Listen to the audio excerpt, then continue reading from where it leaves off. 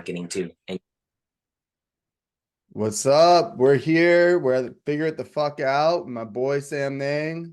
I'm here flexing. I did my push-ups. Actually, I Dude, skipped push-ups. My bathroom break took a little longer than usual. nice. Yeah, I still need to start working out, man. I'm not doing that yet, but that's I'm hoping you'll inspire me through this, right? Oh yeah. Anybody that hangs out with me just wants to get jacked. I don't know. I just have that little effect on people. I mean, dude, when you see yourself, like especially like the first episode, you had your sleeves off. I'm like, God damn, dude, like don't look at my arms. Like, Yeah, God. yeah. I did that on purpose, you know. You gotta go into a big room. You better know that you're the biggest dude in the room, or Yeah, for being man. a dude like 5'4" and stuff. It's like, what can you change about yourself? That's personal development.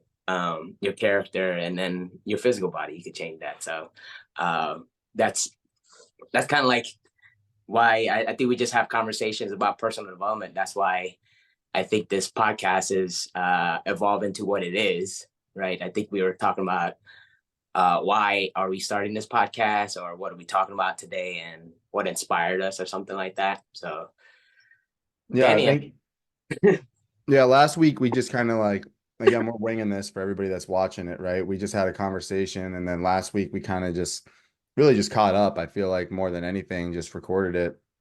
And today, talking about coaching, I think in general, just because it's been such a big part of both of our lives. yeah, And so, I think to start bringing it back to the old school, when it first all began for you and kind of wrapping it up as our Lake Braddock days. So, yeah, why don't you kick it off, Sam Nang? Like, tell me about like, coaching's such a big world, like it's your world now, right? And yeah. It pretty much is. so where did it, when did it all begin? Like, when was your first experience with coaches and like what was that like? I mean, when you start playing sports, you get coached. It's like the first experience. Really, the first time I got coached and just got like shitted on was playing football at Lake Braddock, ninth grade, and like starting knowing nothing, absolutely nothing, and just getting yelled at and reamed by coaches. Back in the day, it was a lot more f bombs, and it wasn't as sensitive as it is now. It'd be Right. like, take my foot off your ass type of thing, right? But coaches would say that, but they will also say that they love you, and like the reason why they're coaching you is because they want you to be successful. Uh, Now coaching me, I've been a coach myself. I bodybuilded, but I never really trained to coach anybody until I got into the CrossFit community. I was a CrossFit coach for like 8 years, and a powerlifting and weightlifting coach. Uh, it kind of just naturally led into there. I think that's kind of like how the path is. You just keep doing stuff that you enjoy, and then you're like, oh, I like this gym. Oh, I like this style of training and stuff. And then you continue to build on it and on it. And then naturally people want to learn from you if you're in that area and stuff. So you start asking questions, and you start it just happens. And then it just evolved. Right now I'm a life coach because I've gone through a lot of therapy and stuff. So I was like, well, why don't I just encompass everything I know into like one But thing? I think there's like a couple interesting things of, in that story of like, and I think it's so true for all of us. Like once you accomplish something, there's that give back almost, right? Like where people naturally just come to you and they're like, how are you doing that? Like what's your opinion on this? What's your thoughts on this? So naturally, I think like as we achieve different little things in our journeys, we all end up like that mentor mentee kind of thing just Yeah. naturally happens. And then I think you just kind of took it to the next level because of, your success, but also there's something to be said about like the gratification you get as a coach, right? And it's something that's rare in this world where you truly want, at least for me, like when I was coaching in snowboarding, I wanted nothing more than for my athlete to win, right? Yeah. Like I cared about them winning and I had nothing to do with my ego. Maybe there's a small part of it that was like, hey, I coached them. But at the end of the day, it's not me doing the tricks, right? It's the athlete doing it. So there's Yeah. that kind of interesting relationship as a coach that you just naturally want to see these people win. Yeah. I mean, everybody has that natural inclination. It's a human need to contribute, right? We just don't realize that. If you have like little brothers, little sisters, and stuff, you're gonna naturally want to help them, right? Because it feels good. And when they do succeed, it's like, yeah, let me keep doing it. Everybody has this natural inclination. It's just Guys tend to lean into coach or sports athletes and stuff. Coaching females teachers. I talk to people, spiritual teachers, spiritual healers, therapists, counselors. They're all kind of the same thing, different. Like I talked about in the first episode, like we're all helping each other just kind of get together and making each other better. But our language might be a little bit different, but like we're all coming in the same. You know, I have an Eastern background, Western background, and you have a Western background. You want to learn more about the Eastern background. So we're all sharing this wisdom, this knowledge and stuff. That's what coaching and I think therapy has evolved into. Before it used to be just sports. In my head, I thought it was just sports. But Tony Robbins was the one that opened up my eyes to like life coaching and stuff in college. So I was inspired in college by him by reading a book. I'm big on Tony Robbins, and you know, the reason why I have all these accomplishments is because he was inspired me in college to, oh, I'm on the right path. That's why I read books. I found out the reason why I read books is to reaffirm what my beliefs are outside of like what everybody believes and stuff. So that I guess that's kind of like my message, and my message like it's absorbed into everything I do, like my coaching, my training, and like my philosophies and stuff. And I think we need to think more.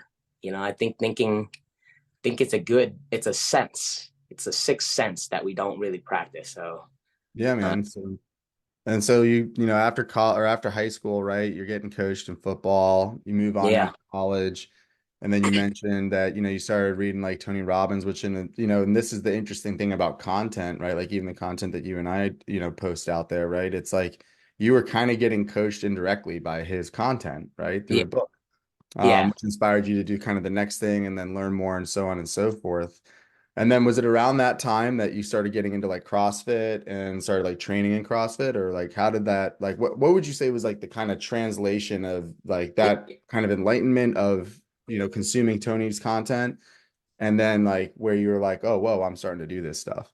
Yeah, I guess in our field we call it breakthrough, right? People say Yeah. spiritual and breakthroughs, right? When you just have like a breakthrough, if you have a version where you're just like confused, so like life coaching is like a lot of people are confused. They're in the gray area. Should I make this transition? Should I move out of my house? Should I get married? What do I do after I graduate? Right? This transition is where people kind of get stuck. But when you make a breakthrough, like because I was at college undeclared, I seek guidance of one of my fraternity brothers. He was like, read this book. And I was like, okay. I read the book.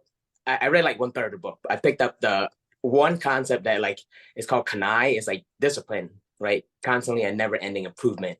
It's translated from a Japanese term called kaizen. So, and that's really big part of my philosophy is kaizen or kanai. So it's just continuous discipline. So when I made that breakthrough, I read that book and literally picked my major, started weightlifting. uh, literally, like I went to parties maybe like 3 nights a week. I think I cut it down to like one night a week. I picked up a part-time job, and then like in next year, I got like a girlfriend, right? So I was like, Just oh, boom, boom, boom, just like started right, figuring the fuck because out. you're doing it, and then you're reaffirming the action. So that was like a small breakthrough, and then I made like breakthroughs here and there, but the biggest breakthrough was most recently last year. So that's why I'm on a very elevated it's just progressions, it's not I just been doing it for a long time. I don't like putting myself on pedestal or anything, but it's like I just been grinding at it for a long time. No, and I think it's important, man. I mean, that's the point of this, start of this episode, right? Is just to kind of share our backgrounds and like our histories and just like, for us, like I'm learning, right? None of this is scripted. We don't really talk No, outside of the podcast, and that's kind of the idea is, right? Like we're just documenting our actual conversations on it. So yeah, it's interesting to hear from me. So a lot of these questions are just genuinely, I'm curious, right? Like, so, and like it's funny, man, like in my experience with coaching, right? I graduated Lake Braddock. I was not on time over summer school. Like I was always like the bad kid, right? I was always in trouble. about that. My first like I wasn't in like I did sports in like freshman year. I was in on lacrosse and like but I chose to skateboard instead, right? And I would skip practice and go skateboard. So like I don't really consider myself like I was into sports in high school. I Yeah, was into like skateboarding, love snowboarding, love to party, love to socialize. Like that's when I kind of found my path in high you were school. pretty But popular, right? I think Well, every not at first, dude. At first, I wasn't popular at all. Like, I remember in 10th grade, dude, I wanted to be popular. So, like, I yeah. always tried to like hang around the popular kids and I'd do whatever they would say. I'll never forget this, dude. This is like one of my most humbling moments of my life, and it changed my life forever. I was hanging around the popular kids, and they were like, "Hey, Danny, go tell that junior, this is in sophomore year, go tell that junior to get out of our hallway and quit talking to our girls." I was like, oh, cool. Like popular kids tasking me to do something. Like I'm going to do it. So I walked up to that person and I was like, hey, man, fuck out of our hallway. And he just looked over at me and smiled and said, okay. And he left. And I was like, I did it. Like I'm fucking cool. That day, it was sixth period. I was in German class. I walk out of the German class, and there he is with the entire junior class. It Oh felt yeah. and they circled me, and they're ready to like kick my ass. And dude, I had like I had a decision moment then, right? And my decision was fight this kid, get my ass kicked because let's face it, dude, I've never been a big guy. I've always been this like I was gonna get my ass kicked, like period. Yeah. Like anybody could have kicked my ass. I knew that. So it was like fight this dude, get my ass kicked or break down and tell the truth. And so I did. And this is like, it's Oh, embarrassing, but it's so true. I broke down fucking crying like a baby. And I just fucking told him, I was like, I was just trying to be cool. They told me to, I have no idea who you are. I was just trying to like fit in and da, uh, da, da. So they didn't kick my ass. I walked away tail tucked. Like I was like just totally mortified with the whole situation. Turns out that dude went down. I honestly don't even remember who it was. I'm sure if anybody was like watching would probably recall this. They ended up kicking his ass. So like the sophomore crew won that fight, right? But I'll never forget. That was such a defining moment for me where I was like, you know what? Fuck this. I'm done. I'm done trying to be someone I'm not. yeah. Like I tried like eighth grade, I was trying to be all gangster and wearing baggy Nautica. Ninth grade, I was like, maybe I'll try preppy. 10th grade, I was still trying to figure out who I was. And that moment changed everything for me where I just was like, I don't give a fuck. I'm going to be unapologetically Danny Marowinski. And Yeah. then that's when things started to change for me. And I started making friends and I started like connecting with people. And like, then all of a sudden, that's when I started becoming like popular, if you will. But it wasn't really with our grade. Like, I didn't really hang out with many kids in our grade. It was more of like the younger kids. So, Yeah. like, They looked up to you, I think. You it became was, yeah, I mean, I could drive, like, whatever, right? yeah. So, but nonetheless, I was always in trouble. So, like Miss Rupus, if you Yeah. remember, I she was remember. like my first coach, if you will. She kind of took me under her wing as like she always like, catered to the problem childs. But for whatever reason, man, like I felt accepted in her world, whereas I didn't feel that with any of the other teachers because I was just such a rebel. Like they'd be like, Danny, do this thing. I'd be like, fuck off. I remember going to the principal and like he was like, I'm not suspending you because I want you here in school. So I'm giving you in school suspension. I looked him dead in the eye. I was like, well, I'm just not going to go to that. He was like, you will, Danny. Like, I'm not going to give you what you want. You're not getting suspended. I wanted to get suspended. So Yeah. like, I always had that kind of rebel mentality. And then when I graduated, I moved from my parents' house at like 19 down to JMU. Yeah. And so my parents were like very much like, go to college, get a job, get a wife, get a house, like traditional American dream. And I knew that I never wanted to go to college, but I convinced my parents to move out so I could go to JMU. And that's when I started snowboarding at Yeah. Massanutten. I became an instructor, fell in love with it. And that's when my coaching career really started. I fell in love with helping out kids. I fell in Yeah. love with teaching people. I knew I was really interested in like freestyle snowboarding. So that's when I moved into really the snowboarding community and started my coaching career. Right. So, Oh, that's dope, man. I mean, that's how it is. I just for me it's like I found a weight room in ninth grade. I knew I wanted to be in the weight room and play sports and stuff, but when I was in the weight room, I was having so much fun. I think when I had the high school reunion, people were like, I remember you doing pull-ups and just being loud as shit and just doing that exact same shit I'm doing now, right? It's like I'm 38 years old, still flexing and like you gotta have that kind of spirit inside you of growing up and maturing, but also keeping that young spirit. I think that's real fulfillment. I think for me, it's like we miss a big part of fulfillment in our personal development journey is just like grind, grind, grind, grind. But why? right. Why? Why? Why are we grinding so hard? So we could just be stressed out when we're with our family or just not enjoy our hobbies. It's like, nah, like I want to enjoy my hobbies and passions. Now I'm at that stage where I could make it full time, you know. Some people are there, some people want to make the jump. I'm just like, fuck it, I'm gonna figure it out, you know, just like this title. Yeah, and I think like that's part of like, something that we share in that, right? And the idea of like just being unapologetically you and just double downing on what makes you tick, right? And that's Yeah. something that I try to share about. And I think that there's a lot of people out there that have a hard time with that even to this day, and it's one of those things that I think I take for granted sometimes, even with myself, because I'm like, doing all these things, like growing a business, getting success, the whole nine, right? And people are like, how are you able to do that? How did you make the jump, right? And it's like, well, you just got to believe in yourself. And it's so easy to say those words, but Yeah. to get people to understand that it's kind of a challenge. And I think the second part of like what we're going to talk about is like how is coaching affecting us now and today, right? Yeah. And for me, like I know it's you got a bigger story on it than because I'm not like I'm not a personal coach. That's not my mantra of what I'm trying to do. But what I realized is just like in snowboarding, when I was coaching, like even like the elites in snowboarding, like I wasn't as good as the pros. Otherwise, I'd be a pro, right? Like I wasn't able to do all the crazy shit that they could do, but I could coach it. And as I Hmm. was coaching that stuff, inevitably, I would also live through my coaching. Yeah. Yeah. And I became better and better as a snowboarder, better as a human being. And then now, fast forward to today, like coaching, when I deal with a client, like when we're building websites or we're doing lead gen for them, it's very consultative, right? So my passion is to not just do the work and do it well, but also empower that business to adopt that and Yeah. have that change happen within their business to where they can grow it. So I'm coaching through that. And what I've realized is the better that I can be as a human being, the more value I can give. We kind of talked a little bit about that last week. And so that's where I realized like, okay, well, if I just coach myself through social media and me just being like, this is what Danny's doing today, and I'm gonna You're follow through on it, then it you're like started to grow, right? And the business took off and it was like so now where I'm at is like the messages that I put out there oftentimes they're for me. And even though it's public and I know it helps some folks, but like for me it's like okay, I put that out there, now I got to go live it, right? yeah. So it's like I'm by giving back, I'm also giving to myself and bringing myself up. It's a weird relationship, right?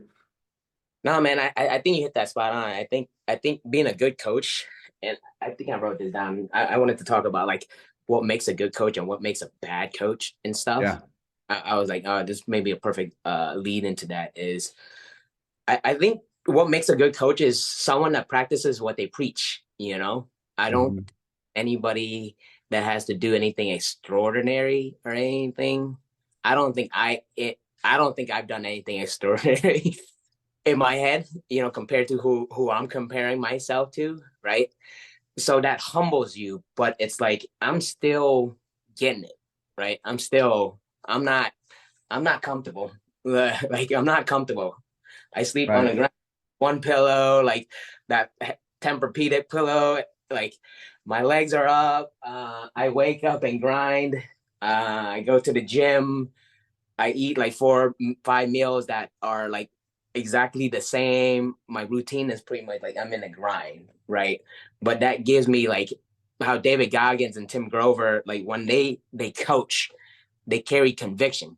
Conviction is a big part of coaching. Like if your coach doesn't have conviction, I think bad coaches don't have conviction. Um, we had Elaborate on conviction, man. Like how do you define conviction? I think that's interesting. conviction is practicing what you preach. I think it's like everybody that's a great speaker, like Tony Robbins, E.T., Tim Grover, David Goggins. They're in the grind. They're still in the grind. They haven't retired Yeah. from the grind or anything. So it's like once you retire from the grind, your conviction is not as strong, you know. So for me, it resonates with, and it doesn't resonate with a lot of people. Like when David Goggins says, like when he's done and he's retired and stuff, he's gonna disappear and stuff. It's like as long as he's grinding, he's carrying this conviction that actually the message carries a lot of weight. People that try to coach and try to like inspire people, and you hear that they haven't experienced anything, there's no weight to it. It just feels like flat. I've been like people that I know haven't tried that as an experience or done things that you haven't done. And when they say it to you, it's just like, come on, man. It sounds cliche. Yeah. It sounds Yeah. very cliche. And you know, sometimes like in our community, that's what I'm trying to talk about is like some of the shit, like it's kind of like cliche bullshit, like not like no, do the hard stuff. It's the grind that makes you who you are, you know, make you a world-class coach, you know, world-class entrepreneur, you know, high level and stuff. That's the grind. People go into the business and entrepreneurship thinking that it's gonna be easy. It's like, no, it's No. 24/7, 365, like every day and stuff. It's Yeah, like, no, I love that, man. I mean, your spot, I think you like that was a perfect answer, right? And the perfect definition of it because like if I just even relate it back to my coaching career in snowboarding, something that separated me from a lot of the pack is I would ride with the athletes. So there was a lot of coaches that would sit at the bottom of the hill and film, and then they come down, and at the end of the day, they would review the film and be like, "That's how they coached." And no, no discredit to them, you know, that's how they did it. Whereas I rode with the athletes. You know, I was out there falling on my face in front of them. You know, they were seeing that I was trying to become a better snowboarder while I was coaching them to become a better snowboarder. And I think that they resonated with that because it was real, right? And I think that's so true when we're talking about like even now. And if you look at like the just saturation of all the gurus out there and the yeah, courses you can and see through all the it. bullshit. Yeah, I mean, like it's everybody's got the same story and like, oh, you know, follow my thing. Like they're just trying to sell a course. They're not actually like living it, breathing it, doing it because so many times it's like you could just sit back on your phone and watch the money come in from doing Amazon FBA and all this other bullshit. And then like it's like buy my course, but it's like, well, if that's the case for you, then why are you doing this? Like I think they're few and far between for those like real, you know, authentic coaches. So I love that, man. And like and to your point, like going back to the Goggins and those dudes, going through it like and going off of your real experiences as you're trying to grow only makes you that much more effective because you're kind of like the A and B test bunny in a lot of regards, right? Where you're trying the stuff out first to see what works. And then Yeah, when it's working, you're like, hey, look, you're the don't leader. make these mistakes. I did it. You're the leader. You could talk about it. I mean, experience, like, that's what it is. David Goggins, I think somebody asked him to pay like $80,000 for like his book. He was like, nah. He's like, fuck that. This is my experience and shit. I was like, yeah, experience is experience. You cannot uh uh outsource experience, right? Like Yeah. you can outsource a fake story. You tell a fake story, you're gonna get exposed. Like, look at Liver King. Yeah. That's a fake. Well, I think he had a strategy. He's still pretty popular, but in the fitness and industry, it's like now he's a joke. So it's or like in the personal development industry or fitness industry, it's like you can't be fake for long, you know? Yeah, man. Authenticity always like breathes through, you know, like I think, and that's what people, especially in this digital age, right? And I talk a lot Yeah. about that in digital marketing. Like, how do you translate authenticity through like social media and the web and all sorts of stuff? So I totally agree with that, man. Authentic, like that's what separates the boys from the men in this field. You have any good coaching stories or like bad coaches that you want to talk about? I was thinking about like that's a good like there's good coaches, there's some bad coaches too, you know? So I'll like yeah, I do have a story and it's kind of a high profile one, but fuck it, it's real, so whatever. You don't have to I drop names. I won't drop the name, but you could probably connect the dots if you really dug deep. So I Yeah. had the opportunity to work with Sean White's former coach. He had a camp and everything else. And I looked up to him, right? Like I looked up to him as like a mentor. Like obviously the guy's very accomplished. You know, he had the Olympic rings on his fingers. Like very like you didn't have to like question if he was the real deal, right? He was the real deal. Yeah. So I was working underneath of him and I was helping him out at his camps. And I just I wasn't trying to do this, but this just started to happen where his group of athletes started coming to me and the parents are coming to me and they're like, hey, Danny, our kids love working with you. Would you be open to coming out to Australia and coach us during the summer at Australia? And I'm like, oh my gosh, like I've never been to Australia. Like that's a dream of mine to be like travel out to Australia and run a camp and coach. So this was all happening during his event, right? And I got a call from him at 10 o'clock at night, and he was like, hey, what the fuck are you doing? You're stealing my fucking athletes, da da Oh, da da. And I'm like, no, I'm not like stealing them. They just came to me. Like I didn't ask for this. I'm not like trying to poach your program. They just yeah, came to me, right? So I ended that conversation. I was like, look, I'll tell you what. You want me to go to every single person that ever talked to me, all the parents, which was like at that point, like 10 to 15 of them. And I'm like, do you want me to go to them and just tell them, like, hey, if you want to work with me, you have to go through you? And he was like, yeah, do that. I'm like, okay. So I did that the next day, and all of the parents were like, we're not under contract with him. We can work with whoever we want. We want to work with you. And I'm like, nope, sorry, can't work with me. Got to go through him if you want to work with me. Right. Those people all ended up leaving that program and they yeah. didn't come back. And I lost opportunity. So then I talked with now a world-class athlete. Actually, I can name drop him. His name's Valentino Gaselli. He's from Australia. You sounds Kids, famous. yeah, he's absolutely brilliant. He set like the one of the world records for the highest half pipe air. Like super talented kid. Yeah, I worked with him. I worked with his dad. Like knew that family very well. When I shared that story with his dad's like, "Why did he do that? Why didn't he just say, "Oh, cool, opportunity, Danny, why don't you go run that camp through me and use that as an opportunity to go do the camp and just create that camp?" Like they wanted you, like just he could have pivoted that around to like yeah. be his thing. He And could if have. anything, it was like I was supporting him, right? So I'll never forget that story because it was like so like groundbreaking to me, but it was also something that showed me that like, okay, I was actually doing something because here was this guy that I thought was like the premier of premier coaches, and he's threatened by me. And so the only reason why he's threatened by me is because I'm becoming that good, right? Yeah, So, but it could have been a positive outcome. So I'll never forget that. And I'll never forget that like as I go through my business journey and as I start to work with other folks, if there comes an opportunity where someone, even on my staff, gets a great opportunity, Orange Theory Fitness was one of my contracts a couple years back, and they were like, "Hey, we have a problem with attrition on coaches." So they would get coaches in. They would typically stay with Orange Theory for about 2 years or so, and then they'd go find something else, go start their own fitness thing, their own nutrition thing, whatever. And they're like, "How do we retain our coaches?" And I turned to them and I turned it back on their head, and I was like, "The trick isn't trying to retain them. The trick is empowering them. No, yeah, now that you know that you have a 2 year shelf life on your coaches, instead of trying to figure out like how you can keep them sucking from the Orange Theory teat, I was like, let's be real. Who wakes up and says, I want to be an Orange Theory fitness coach for the rest of my life? Nobody.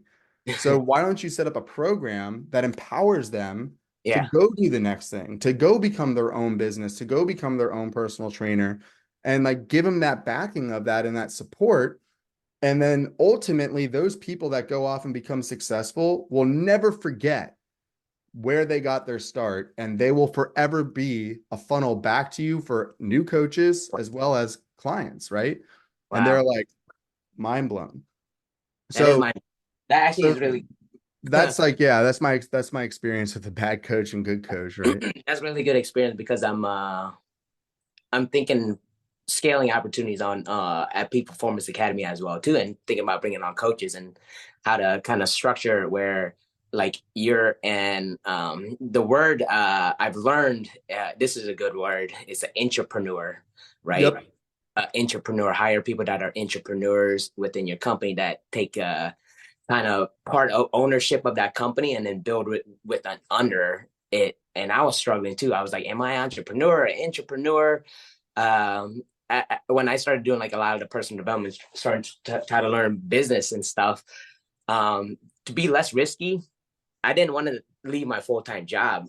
I just kind of changed my mindset to be like an entrepreneur. So I was trying to help Right. companies grow within the inside or just learn as much as possible.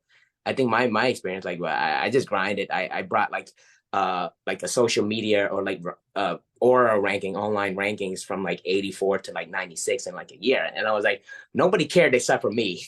But that was my fucking skill. I was like, oh, I know how to get people's attention, right? So that was me, but nobody cared. But now I got to have that skill under my belt and stuff. So that's how personal development just rolls, man. Yeah, and I think there's like that's definitely a good thought for like maybe another episode down the road of like the difference between entrepreneur and intrapreneur. And I think it's hyper relevant to so many people because there's a you hit the nail on the head. Like intrapreneur is way less risky, but there's still a big payoff. Similar to entrepreneur, but the risk is much higher and the reward could be much higher. But I think that's a we should put that down on a note for Yeah, something in the future. maybe next topic. But yeah. I mean, I think So stories that let's what you let's share with all. thanks, man. Yeah, no, I think this has been great. So look, we're coming up to time here. So let's wrap this up with next week. So my like we talked a little bit about this, but we're doing this ad hoc again for anybody that's watching. So like this is something that we're just like figuring it the fuck out. That's why we even called it figuring it the fuck out, right? Title because and to be honest, like I was playing around with YouTube yesterday and I put figure the fuck out and they flagged it because I had the F bomb on there. I was like, I don't think that's a good title if we were gonna do it on YouTube.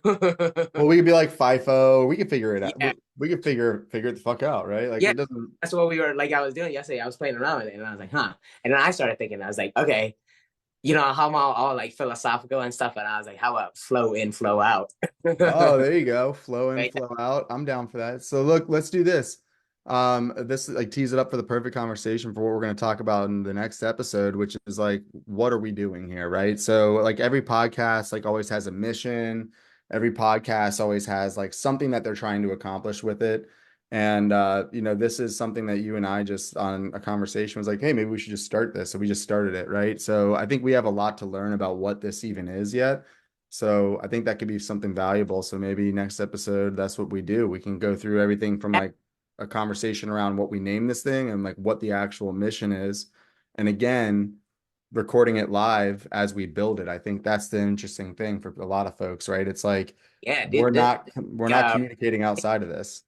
this is real life case studies. You don't have to go to the university and stuff. Like that's what Peak Performance Academy is, like live shit that you could actually use like today, not have to like go to school for like 4 years and pay a whole bunch of money and stuff. And so it's like you can watch it in the pocket or you can watch this podcast. Like the purpose is to be valuable, right? I Right. think like valuable is valuable. I want to bring value too. But yeah, I think this podcast and the idea of it's fantastic. I'm digging it already. This is our second episode. I love the story that you just shared. I'm gonna watch it again, and I'm gonna share it with my friends and my community as well too. So be on the lookout, guys. It's coming, man. We'll start building up the hype. Maybe next week we'll launch the first episode and then start to run it from there. But cool, man. Well, look, this is Danny and Samnang. It's been real.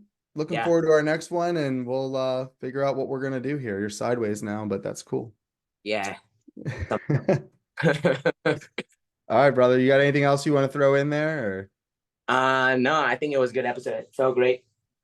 Good energy.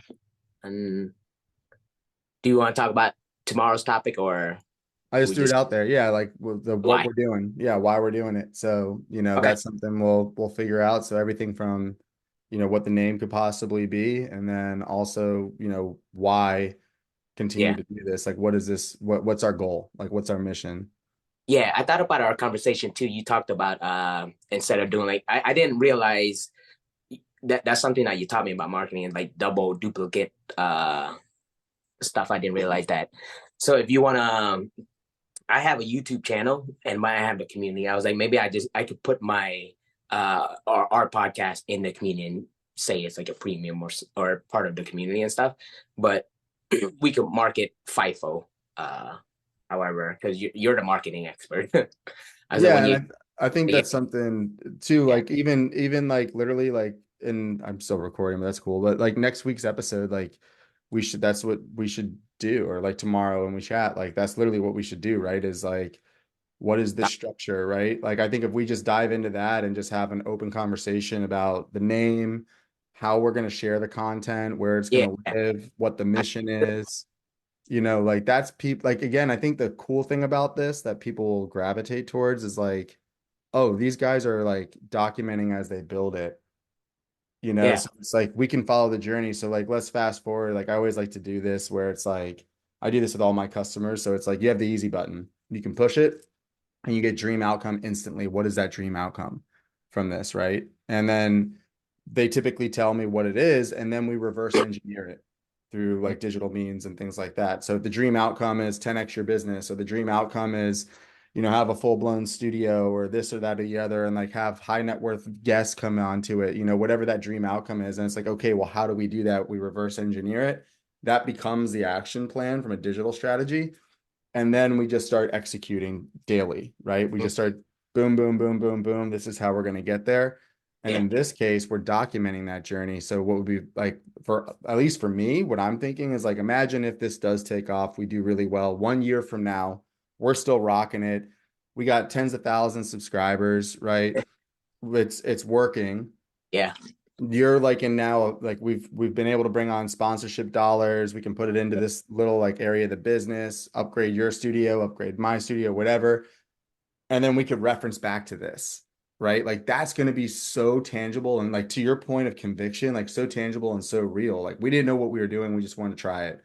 And then like Yeah. if you rewind back to episode 1 and 2, which will be public and live, we could be like, look, like this is like if like, it's going to be so empowering for us to be able to be like, this is why you can do it. You just start and then you just figure it the fuck out as you go. And like we'll have the documented proof of the success, right? So You are a good coach, bro. Well done, man. Well done. I think I'm happy about the partnership, okay? yeah, man, me too, dude. I think this is exciting. So I just appreciate you jumping on and like, look, I like it. And I like learning more about you, like it's like I said, we didn't really spend much time together in high school or anything. So like Yeah, absolutely. honestly, like it makes it easy to ask the questions because it's like if we were like best friends since, like way back when and we knew everything to know about everybody, like we probably asked some like boring-ish questions Yeah. because you might ask me a question that you're just honest curiosity, but it might be a pain, like the high school story of like, me sharing that. Like I haven't really come out publicly telling that story ever. But it was very embarrassing for me at the It's time. a good story though. No, I Yeah. think the vulnerability is good. Vulnerable storytelling is good. Um, I think that really captivates the audience and stuff. And people always trying to humanize me too, and I'm trying to humanize myself. Like I'm not like I'm not saying like I'm the fucking master or some shit, right? I'm just like Yeah, that's it, man. Adding tangible results to it all. So, yeah, all the right, ego. brother, I gotta jump. I gotta get into 15 minutes late for my 9:30, but let's I'm good for tomorrow if you're good for tomorrow. 6 a.m. Yeah, Cool. yeah, sounds good. And then yeah, we'll start making it happen, dude. This has been Okay, good. yep. Thanks. See you, brother. See ya.